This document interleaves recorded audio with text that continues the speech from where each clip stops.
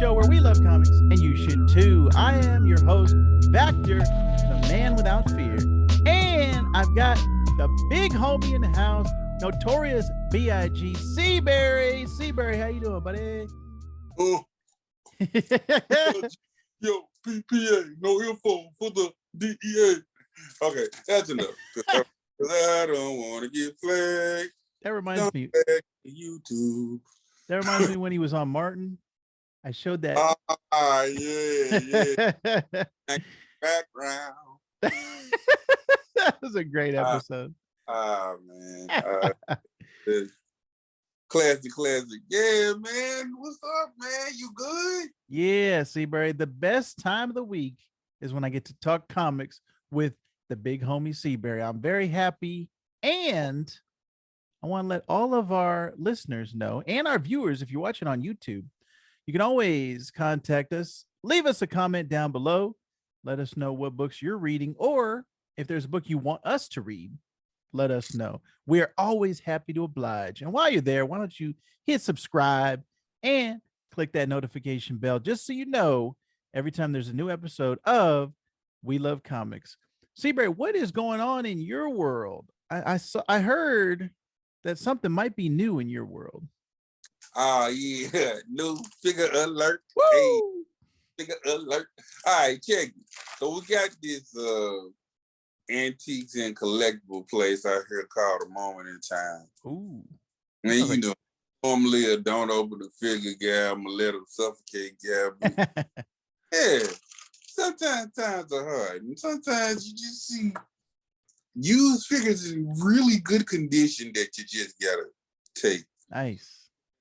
Case in point, I got this Eddie Guerrero. Ooh.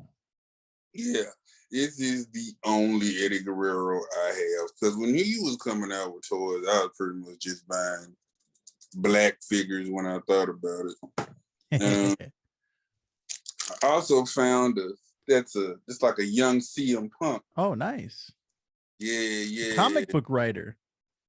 Yeah, and his wife is also wrote some comics. AJ, really? Man, she was recently interviewed by. She used to be Renee Young in the WWE, but now she goes by Renee Paquette. She has a show called The Sessions. Oh, nice. Yeah, and AJ Mendez or AJ Lee was talking about her comic book writing and her series writing. She's working on the sequel to 49 Ronin.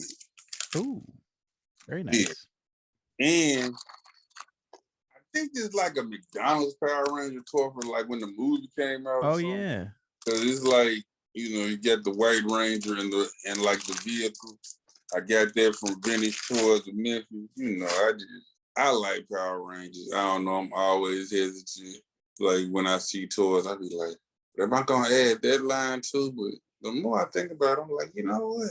I like Tokusatsu, man. I gotta go and get it in, man. So, yeah. Man, I want to talk about it. I am a music nerd. I am a hip hop head. Pulitzer winner Kendrick Lamar has recently dropped a project called Mr. Morale and the Big Steppers. I like it, but I understand why people don't. This isn't the nod your head album. This is not the very introspective album. It's like musical therapy, but I like it. I feel like Kendrick stays pushing the boundaries of what people think hip hop can be. As a guy who's had some therapy, as a guy who needs more, it spoke to me. So I was like, yeah, I like that project, man. I just really hope, people will give it a chance. Like I said, it's not the party hip hop album. It is very thoughtful, and I think it's very necessary. Yeah, I listened to every track on that album, Seaberry, and I'm a fan of it. I enjoyed it, the lyrical content and the beats. So I'm a fan of Mr. Morale and the Big Steppers. Yeah, but like I said, I've been reading it. Oh man, what is this Kendrick made? I can't nod my head. I'm like, I get it. And I said that about what was his album, To Pimp a Butterfly. Oh, right. lyrically, but I was like, man, this album does not bump. I don't know if Mr. Morale and the Big Steppers bumps either, but I guess I'm in a different place, man. And I'm like, you know what? It's necessary. This is where Kendrick was going through some stuff, and he's working it out in public for all of us. Thank you, appreciate it, because it ain't. Feel like it's not really my business, but since you did it, that's brave, and just have a open mind and open ears, guys. Trust me. I like turn up much to the next person. Like when I'm working out, if I had a bad day, I listen. I kind of zone out on some stuff some would call ignorant, but like, just have an open mind, guys. Yeah. Tell them, Seaberry. Tell them. I'm trying, man. I be trying to tell the youth them. Nice. Anything else going on in Seaberry's world? That is about it, buddy. All right. Got my feet and got my tunes. That's a good day for me. Oh yeah. And I've been having a good day as well, Seaberry. I was reading a little bit of Miles Morales. I'm trying to catch up to where Seaberry's at. I just got to the issue when his sister was just born. So I'm around 16 right now. Yeah, that was some good stuff, man. Yeah. And it hits me different because, when that issue was coming out, I was not a father. Now I am. And there's a whole issue, I think it's like 18, where he's got his sister in the park and he's babysitting her and something happens. So he has to go put on a Spider-Man suit. He has to web her up to his chest and take her with him. And I was like, oh man, I can relate to that. Everything except for the becoming Spider-Man part, I can relate to that. Having to care for your kid. Oh wait, something over there happens, but you want to make sure the kid is okay, and you want to make sure, like, so. I'm enjoying it, Seaberry, and like you said, it's just a lot of fun, and that's what the Peter Parker book has been missing. Yeah, but to be fair now, this run with Ramita Jr. on art, and what's the guy? Oh, who's the writer? Yeah. This is Zeb Wells is writing. This is The Amazing Spider-Man #2 by Zeb Wells. This has been pretty thrilling though, and like, I don't know. Visually, Tombstone is always like stuck out. I mean, he's a muscular albino dude, but like, I was always just like, yo, man, that dude. Okay, like I don't know, just interesting villain. Like I remember when he first came, he didn't even have super strength. Like it was one point he was just whooping Peter Parker once. Peter Parker turned the tide and he was like, it just hit me. You're just a guy. I've got spider strength, so I'm gonna whoop you up now and tie you up for the authorities. And because he's a friend of Joe Roberts, longtime Spider-Man supporting cast member, and he would intimidate him, and I think he made him change the article or something back in the day, and like Joe or Robbie Robertson, he kind of witnessed him, I think, maybe kill somebody or something. He just kept him on back because he was scared for all these years. And Tombstone beats him up. And then because he was kind of an accessory to this unsolved case, he wound up going to jail. There was a lot of crazy stuff. But what's crazy? When I was growing up, I never knew he was black. Oh, I think it hit me after a while. First, I was like, "Well, he got a fade." I'm like, "Oh," and I forgot what happened, but something happened that gave him super strength. And then I was like, "Oh snap!" I'm like, "Cause he was whooping on Spider-Man when he was human." I'm like, "Oh, now he got super strength." I was like, "Oh yeah." I mean, I like what Zeb Wells and John Romita Jr. are doing. Like, I really, really like it a lot. I mean, Peter Parker still screw up a lot, and it annoys me. And unpopular opinion, I'm in the camp that you kind of got to offer her. I'm sorry. I love her. She cool, but it's like, yeah, she feel like she's kind of outlived her usefulness. Right. How did she come back? Remember she died like That was an actor. Oh man. They were like, oh, that was an actor. I always love how like the spider clone stuff when I had to read. Right. Now I went in there on the news and I was like, yeah, it's still dumb. I ain't going I always find it funny how they bring back characters. Like they'll kill them off in the most, like the most definitive way. All right, this person is dead for sure. And then another writer comes in. Oh yeah, that was an actor. Or oh yeah, they were just sleeping. Like they always come up with some crazy way of bringing these characters back. It used to be, don't believe it if you don't see a body. But then you started seeing bodies and they found around that. And then, once again, back to Max Landis and his video about death. Yeah. Right. So, man, death did kind of break death, man. Everybody started dying and getting resurrected. And then, because there were two no-nos. You thought, like, okay, well, they can't bring these people back, which were Bucky, who came back as the Winter Soldier, and it was awesome, and Jason Todd, who came back as the Red Hood, and it was awesome. The only no person now is Uncle Ben. Mm-hmm. Like, we've seen alternate reality Uncle Ben's and alternate future Uncle Ben's, but like the 616 Uncle Ben stayed dead. I mean, pretty much it seemed like on random anniversary issues, Peter Parker get like knocked unconscious and see Uncle Ben like, hey, Peter, how you doing? Ben, are you still being responsible? Yes, Uncle Ben. Gotta wake up and fight some bad guys. Tell you I may have love her. And he like walk off into the clouds. Right. It's like, I'm exaggerating, but I'm not really far off. Yeah. Yeah. I really enjoy, like I said, the creativity when the artists or when the writers bring them back. The Amazing Spider-Man that we're reading right now, like I said, this is issue number 2. So far, the two things that got me hooked, number one, John Romita Jr.'s art, because I love seeing him on Spider-Man.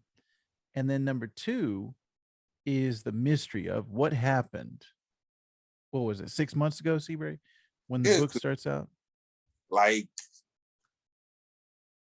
Peter Parker's a guy who screws up a lot, but it's like he screwed up so bad that the Avengers not fooling with him, the Fantastic Four not fooling with him. Mary Jane, who's married, I was like, oh, what the hell? She's married and got some kids. I guess they like his kids from another marriage or something. Or they're calling her mom. Yeah, I'm like, I don't know, man. It's crazy. And I'm just like, she not fooling with Peter Parker. I'm just like, my first part of me was like, why are we doing this? Why does he always have to screw up? But now I'm drawn in. Now I'm just like, what the heck happened? Right. So yeah, definitely this opening arc of this new one is very much enticing us and teasing us. This is the 60th anniversary of Spider-Man. I think it's safe to say, Seaberry, he's our favorite comic book character, right? Overall. Oh, most deaf dudes. Like, I mean, you have to understand, my high school career is pretty much the first half of Amazing Fantasy 15 before he gets bitten by the spider. That was me. I was basically a puny Parker. I was like 100 pounds. Like, my collarbone used to stick out. Dang. Didn't holler, none of the girls want me. People would just push me around and embarrass me. I'm at the locker. People walk by, turn my combination. I look up and they like, boy, and walk off. That's kind of mess I went through. Hey.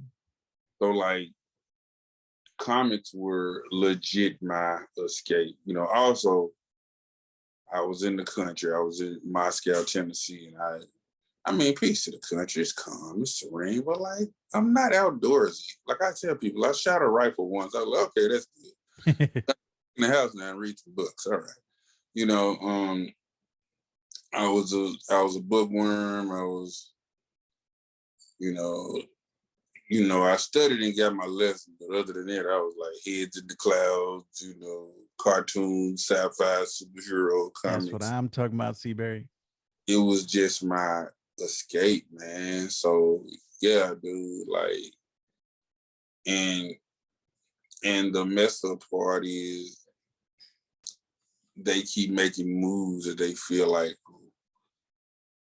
keep Peter Parker relatable, but as I get older, I struggle because I'm like, man, like I really like him being married to Mary Jane.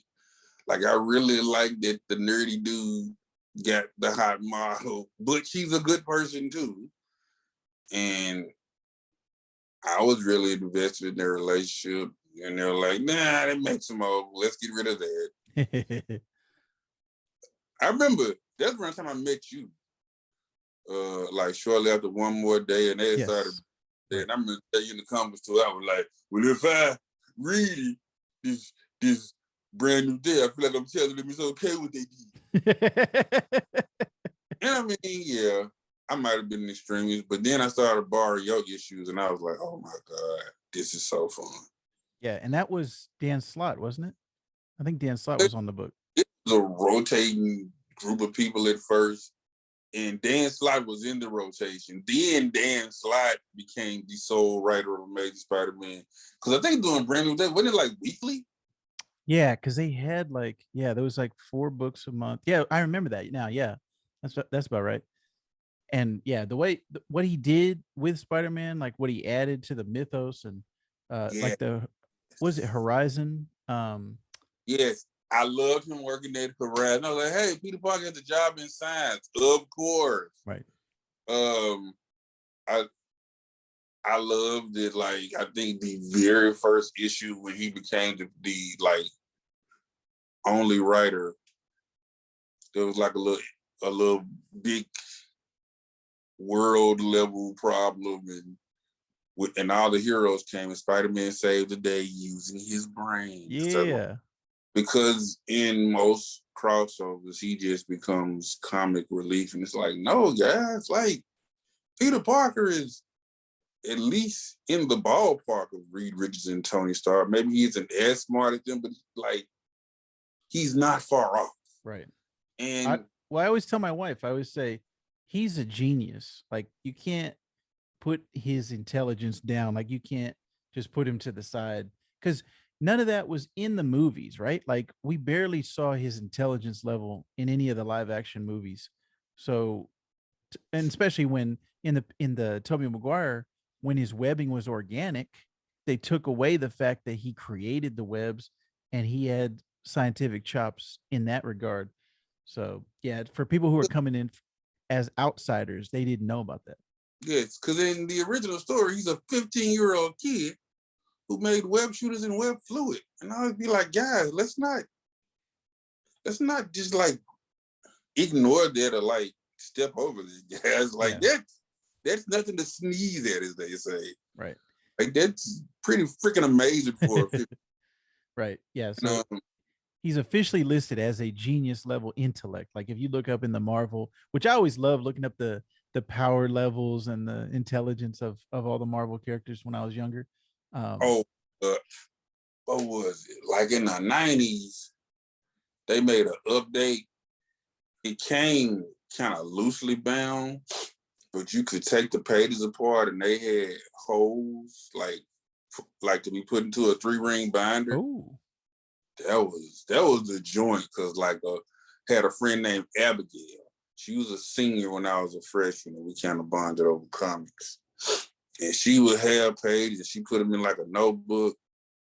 And then I think I bought one issue, maybe like a year later. I was like, I'm gonna put mine in a 3-ring binder. was like, cool, you know. Yeah, man. I used to live with stuff like that, and case files and handbooks and Yeah.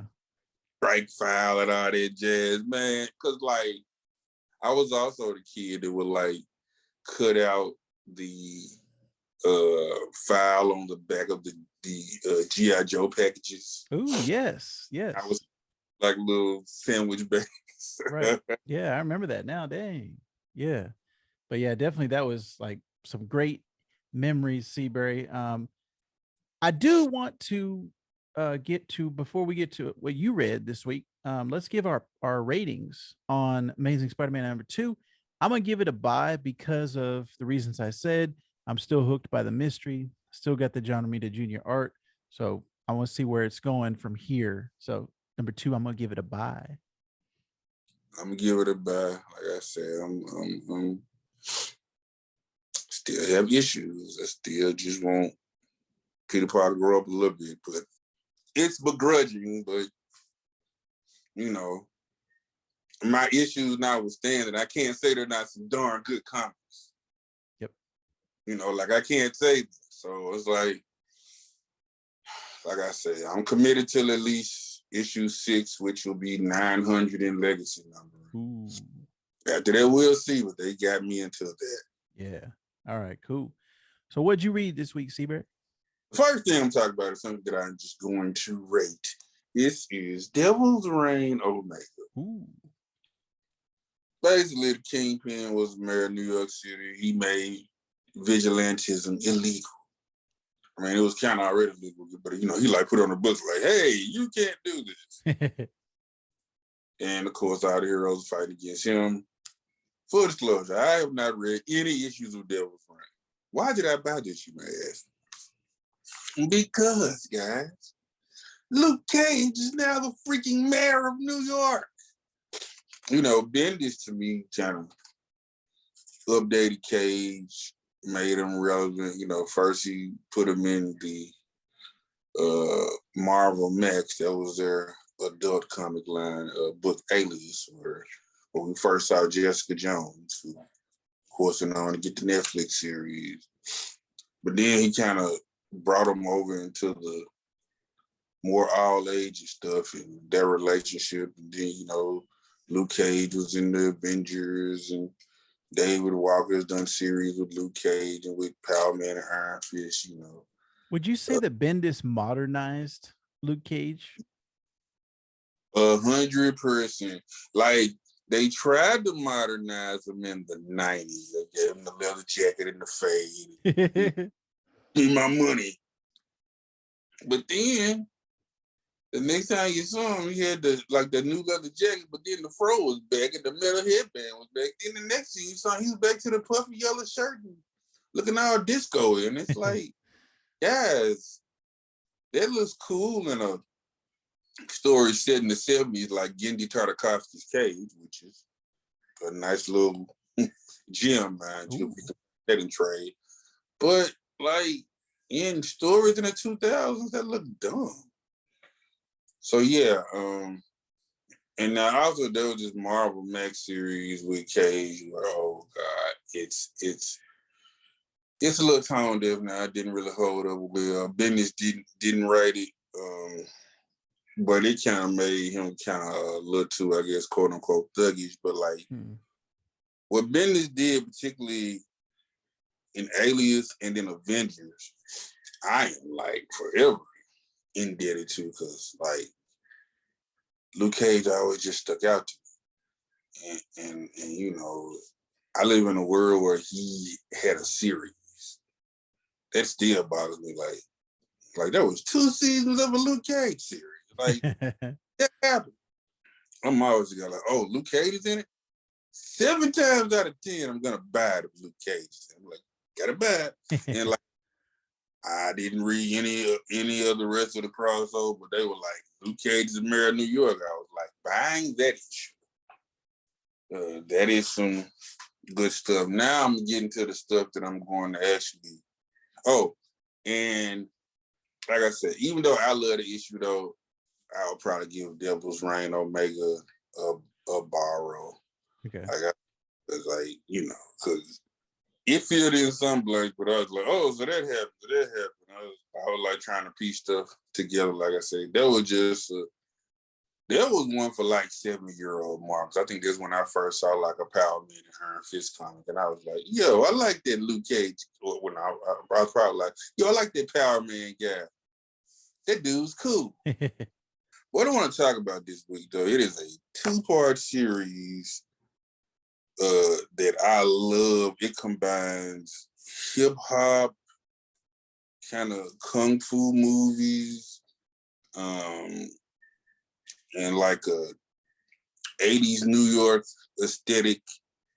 And I want to talk about Sci-Fu Volume 1, which I believe is Kick It Off, and Sci-Fu Volume 2, which is It Takes Two. Nice. These stories are about Wax. He's a black kid. He's in New York. He's a DJ. Kind of in a MC DJ duo with his buddy Cookie P, who works at a pizzeria. They're very like simple 80s style rap, but I mean it worked for the time. When I was a young kid, that's what rap was, and I liked it. Basically, they found a way to this world called dystopia, and they have to defend it against some kind of the bad guys. Like in the first one, he deals with the 5 deadly dangers and their leader Choo Choo. And like some of the 5 deadly dangers are like there's Fly Time Girl, off the phrase Fly Girl, a popular phrase in the 80s hip hop, and like Old Dirty Laundry. And he's becoming a Sci-Fu master. Like one of his hands is metal. And this little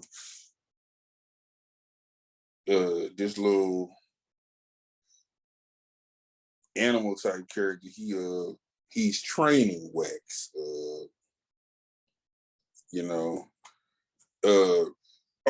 The Kabuki Snowman. So he's like Wax's Obi-Wan. And like I said, man, the first one was amazing fun. And me and the Black Nerd Power Crew actually interviewed Yehudi Mercado. Oh, nice. Author and artist when that first came out. And then recently, I ordered Sci-Fu It Takes Two from a local Black-owned bookstore in Memphis, The More Books and Things. Nice. Check them out. And in this thing, he's still trying to be a Sci-Fu master, but they've kind of been back in New York though. But now in this one, he has to deal with these evil characters, and they like have little minions that copy your abilities or bite your style, which is supposed to be like a known hip hop. Yo, man, they biting my style. Yeah, so it's a woman. Her name is Megahertz, and then her sister, who kind of looks like Missy Elliott in like the little trash bag from Super. Nice. They've like joined together and they're trying to take over Dystopia. I was trying to get a quick little look at her because I believe, what is her name? I believe her name is actually something like Super Duper or something like that. Like a play on that, Missy Elliott. Yeah. Her name is Super Duper. Okay. and so they're the main bad guys, and like I said, there's a lot of battles involved. Mystical abilities, kung fu stuff, and rapping. I mean, 2 is like just as good as the first one, if not better. And there's a cliffhanger ending that has me like anxiously awaiting and anticipating a 3rd volume. Nice.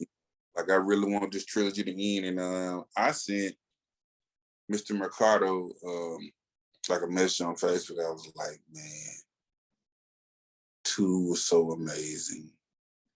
I was like, I want action figures and a cartoon. He was just like, thanks. Because he's probably busy, but but you know, I just wanted him to know me, and I just really dug it. Because there have been a few years in between these, I went back and read volume 1 again. And then I read 2 because I just wanted to, you know, get it all. I didn't want to forget. And I had this show in mind. I was like, I want to review both of these. They're published by Oni Press. Most people know Oni from Scott Pilgrim. Nice. I also like the little wrestling manga style book they had called Super Pro KO. But Oni has a lot of nice, cool, and unique properties. And man, like I say, I was born in '76. I grew up in the '80s. I'm a hip hop guy, you know, breaking to Electric Boogaloo and Beach Street. Those at least once a year. Yeah. Understand? You know, and also The Last Dragon, which is kind of like that's more of like an R&B hip hop kung fu thing. Yeah.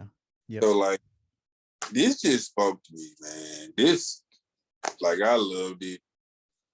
You know, I'm a budding voice actor. I wish I could do voices whenever you know, hopefully if this ever gets made into a property, man. Yeah, that'd be cool. I just really, really like these. Like I said, the whole hip hop 80s kung fu type mashup, it just speaks to me on so many levels. And these get a buy. Like, buy them both. And Yehudi Mercado makes a lot of cool, interesting stuff. So just, you know, check out all his stuff, man. Yeah. And that just came out. Volume 2 just came out 2 months ago in April, right? Yeah. Okay, nice. And the first one came out in 2018. Nice. Seaberry, these were not on my radar. But I'm a little bit younger than you, so I didn't necessarily grow up in the 80s, but I love 80s hip hop and I love sci-fi. So, and I love kung fu. So it sounds like this is right up my alley. So definitely Sci-Fu. I want to take a look. Yeah. Oh yeah. All right, that's going to do it for this week on We Love Comics. Like I said, don't forget, you can always leave us a comment down below. If you're watching on YouTube, if you like seeing our lovely faces, leave us a comment down below. Don't forget to subscribe, hit that notification bell for anytime you want to hear a new episode or see us. The notification bell will let you know in your notifications. If you're listening to this in audio form, wherever your podcasts are found, most likely you're on either Apple or Spotify. That's the largest majority of people. You can leave us reviews in both of those platforms. Give us 5 stars. It helps us out, helps us get noticed, and spread the word that Seaberry and I are here. And sometimes we're joined by Hunter Camp on the giant sized episodes. Also want to let you guys know, I just did an episode with my pal, Mr. Justin Jorfy, where we talked about the Teenage Mutant Ninja Turtles comics from IDW. So I definitely want to check those out. But that was previously in our feed, so check that out. You can always check out our other shows on the Geek, So to Speak network, the Sandbox Gamers, which is our video game podcast, and TREKnological, our Star Trek podcast, where we're talking about Strange New Worlds, the latest Star Trek show that's out right now on Paramount Plus. Mr. Seaberry can be found over at CineSundry, reviewing movies every week. Popping movie reviews. The most recent one is I reviewed The Devil You Know. That's with Omar Epps.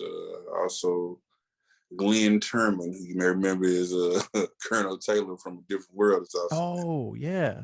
Yeah, that was a pretty interesting film right there. And let's see, I believe coming up next is The Unbearable Weight of Massive Talent. Ooh, nice. Where Nicolas Cage plays Nicolas Cage. And also we got reviews of Top Gun and The Bubble coming. Nice. And also, like I said, I also act, I've got a few projects out there. You can be on the lookout for Orange Mountain Bound. That is an animated project that I'm a part of. Nice. I think they pretty much finished the first episode and they're crowdfunding. Also, your boy trying to get some voiceover work. So, stay tuned. You might be hearing this voice somewhere soon. Hopefully. Nice. Hopefully. Nice. Well, you can also hear this voice on Black Nerd Power, Seaberry. Yeah.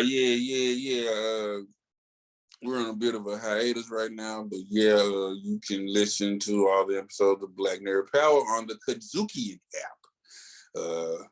Because we are now part of the Kazukian family. That is a podcasting and audio recording company based in Memphis. Nice. So go and download that app. It's got like a little green leaf on it, the kudzu plant. Nice. Yeah. So download that Kazukian app and give me a listen. Yeah.